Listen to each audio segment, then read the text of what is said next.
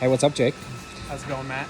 Good, good. Got a question for you. What was your question? When you were a child, what did you want to be when you grew up?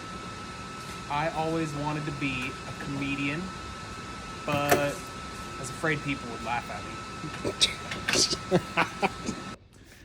I wanted to drive the beer delivery truck for any rock and roll band. I thought rock bands just had a beer truck that followed them around. Always wanted to do something with music. Hey, what's up, Matt? How's it going, Matt? Question for you. Okay. When you were a child, what did you want to be when you grew up? Wanted to be the starting catcher for my Minnesota Twins. I want to be a professional baseball player. Professional baseball player for sure. Wanted to play professional baseball. Professional football player. An astronaut.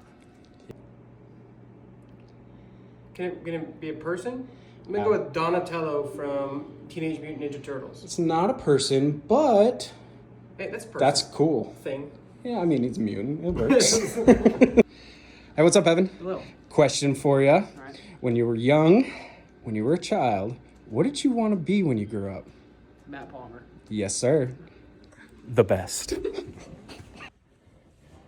For the transition.